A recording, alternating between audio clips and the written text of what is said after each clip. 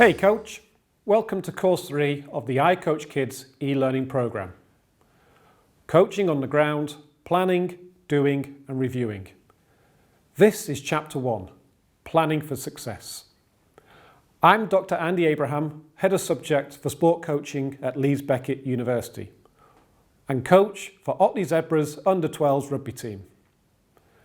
A big part of my research and teaching is about helping coaches understand why we need to plan and the best way to go about it. The truth is, we all plan, even if we don't realise it.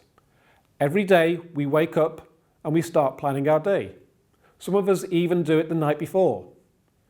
We decide what we're going to wear, what we will have for breakfast, and which route we will take to work.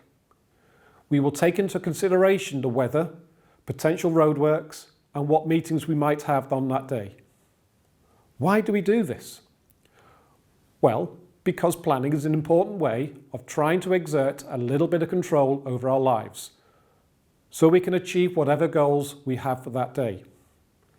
The alternative can be chaos and improvisation, and that is exhausting and loaded with chances for something to go wrong. In coaching, we plan for the same reasons. Even the origin of the word coaching implies planning as a key component of the coaching process. The term coaching was originally coined by a bunch of lecturers at Oxford University to refer to the process of taking students from where they were to where they wanted to be in the future. Coaching is often simply and falsely seen as being the delivery of a simple coaching session. However, the reality of coaching is typically about facilitating the development of people over the long term, often over the course of months and years. It follows that in order to facilitate development, coaches must be able to look beyond the daily planning of sessions and embark on a mid to long-term goal-setting exercise. And that's what this chapter is all about. Ensuring that when developing a session plan, coaches see how each of the activities links not only to the learning objectives of that session, but to the mid and long-term goals. This helps coaches and participants stay on track and to remain focused on the bigger picture. After completing this chapter, you will be able to 1.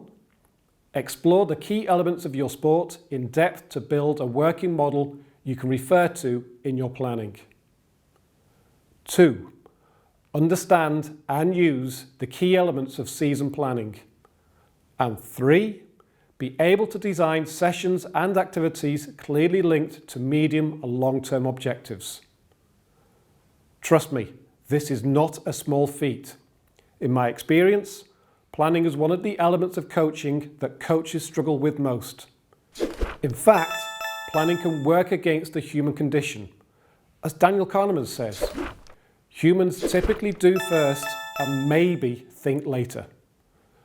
Whether because of a lack of time to plan or because we are reluctant to think forward and stare at a blank page, planning is central to success. So remember these two adages.